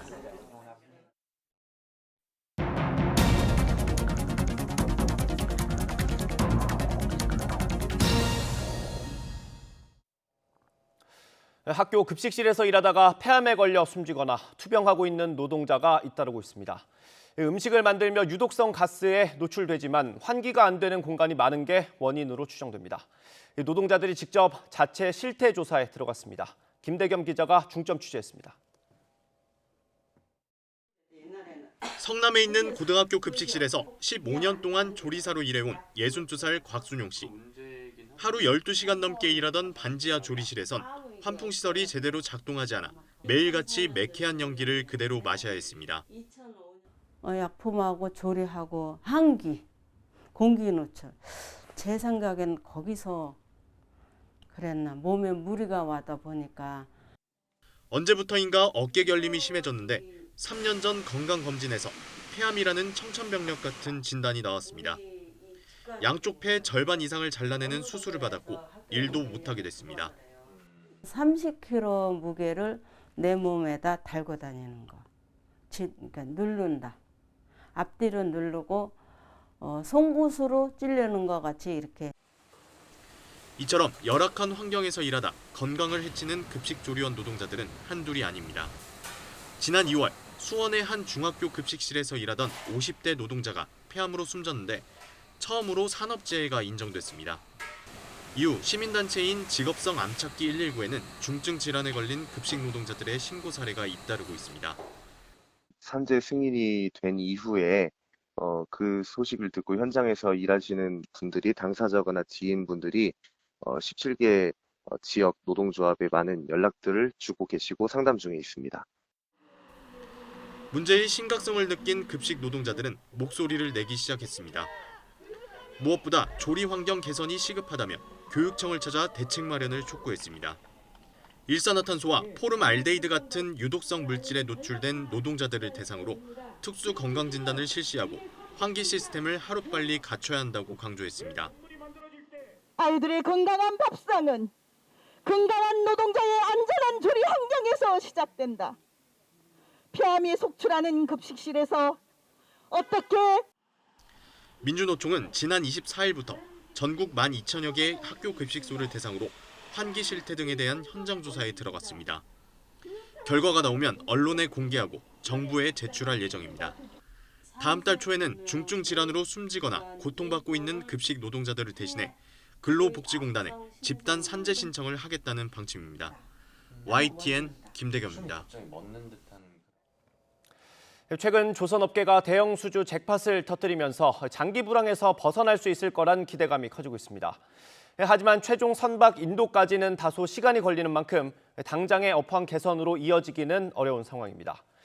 거제시가 지난해 11월 조선인력의 대량 실직을 막기 위한 사업을 시작했는데 그 성과는 어떤지 박종혁 기자가 짚어봤습니다. 대우조선해양 협력업체 직원들이 용접 교육을 받고 있습니다. 당장 일감은 없지만 업황 회복에 맞춰 숙련도를 유지하고 높이기 위해 교육을 받는 겁니다. 이런 좋은 프로그램에 의해 가지고 고용을 유지할 수 있고 또 나아가서는 한 발 더 기술 교육을 통해 가지고 개인 기량 증진에 많이 도움이 되고 하기 때문에 아주 좋은 혜택을 보고 있다 이렇게 생각하고 있습니다. 지난해 거제 지역 조선업 협력업체 노동자 6천여 명은 장기 불황으로 대규모 실직 위기에 몰렸습니다. 이에 거제시는 거제형 조선업 고용유지 모델을 내놨습니다. 조선협력업체가 고용유지에 나설 경우 각종 세제 감면 혜택과 재정적인 인센티브를 부여하는 내용입니다.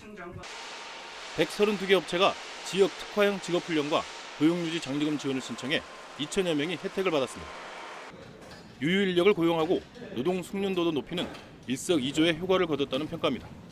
대량의 그런 인력 구조 조정에 대한 대책을 강구하던 차에 저희에게는 생명수 같은 이러한 제도가 시행돼서 큰 그런 인력 구조 조정 없이 이런 저부하를 무난하게 넘기고 있습니다. 국내 조선업계는 올 상반기 수주가 몰리며 본격적인 기지개를 켜고 있습니다. 하지만 실제 발주 물량이 현장으로 오기까지는 1년 이상 기간이 필요합니다. 이 고용 불안, 일자리 이탈로 어려움을 겪고 지역 경제가 어려워지는 이런 부분들은 시장으로서 최선을 다해서 막겠다라는 그런 강한 생각을 갖고 있습니다. 대량 실직과 숙련 노동자 유출을 막고 조선산업 부활의 버팀목이 된 거제형 고용유지 모델의 성과에 관심이 쏠리고 있습니다. YTN 박종혁입니다. 네, 마블의 새 영웅 시리즈 이터널스 예고편이 공개되면서 배우 마동석의 모습에도 관심이 집중됐습니다. 또 이달엔 영화관에서 코로나19 이전처럼 지인들과 함께 영화를 보는 비중이 늘었습니다. 김혜은 기자입니다.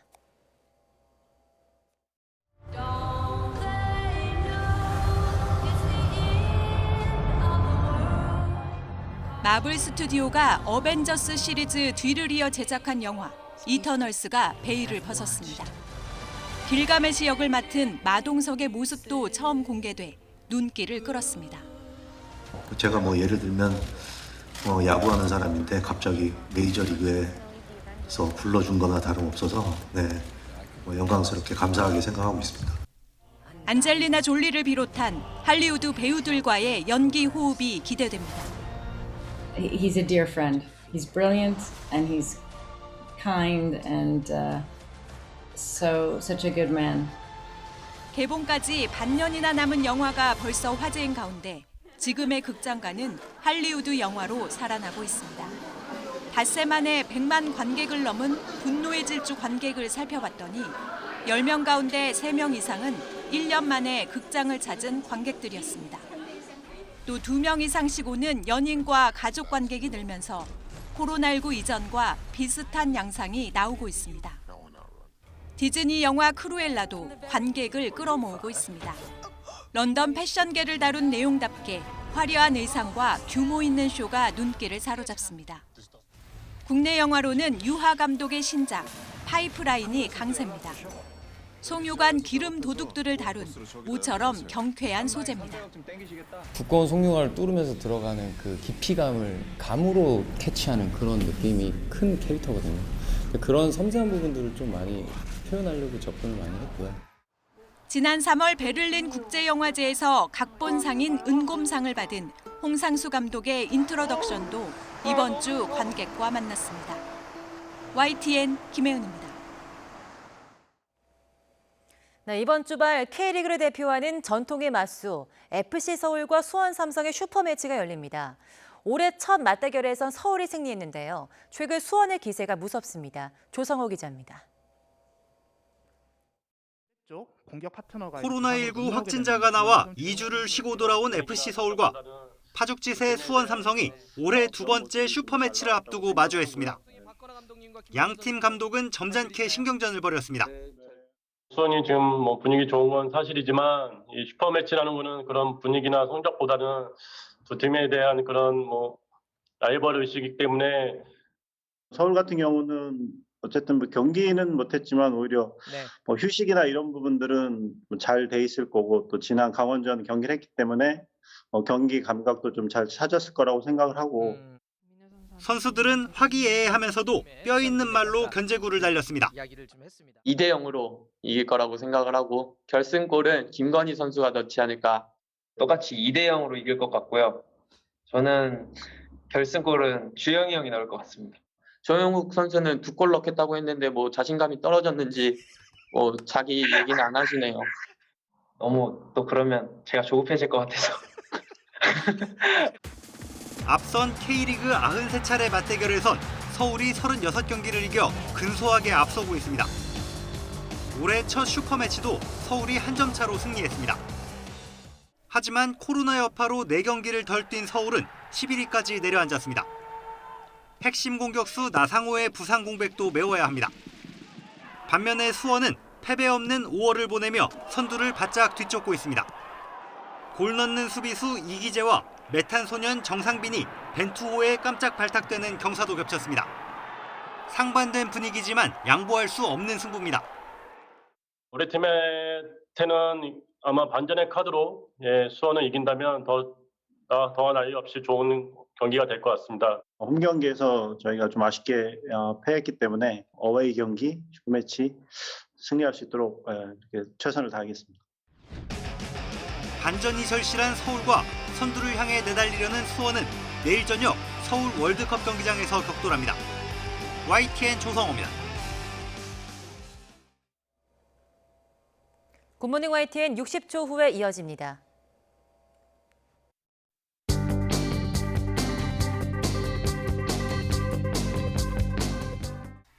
(9억 원) 이하 주택의 재산세가 감면됩니다.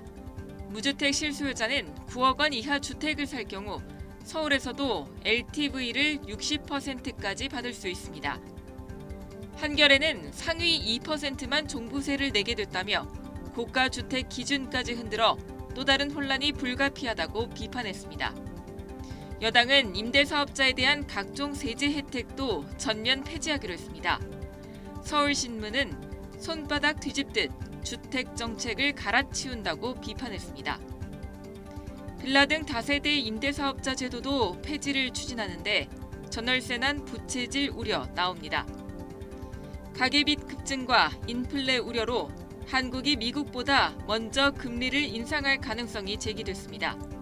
JP모건은 올해 4분기 금리 인상을 예상했지만 문재인 대통령은 내년까지는 확장 재정을 유지해야 한다고 발언했습니다.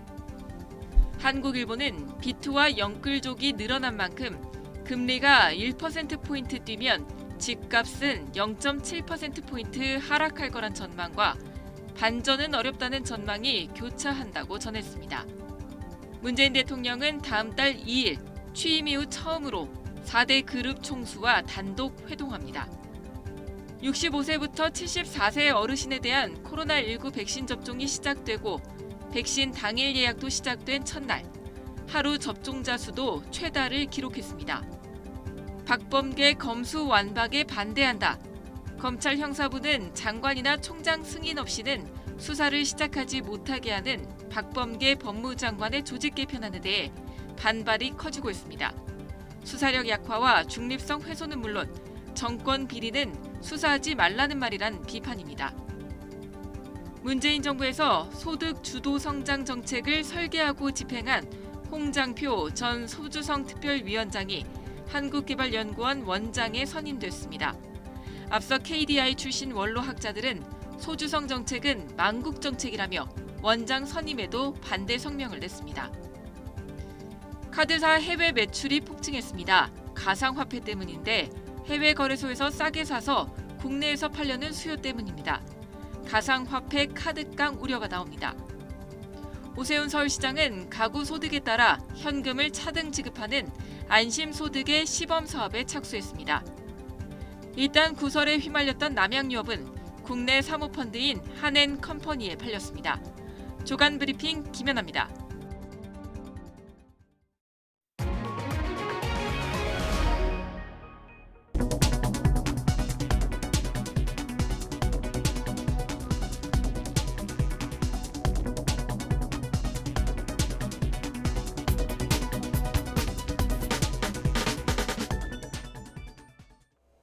네, 이상으로 굿모닝 YTN 마치겠습니다. 잠시 후 YTN24가 이어집니다. 시청해주신 여러분 고맙습니다.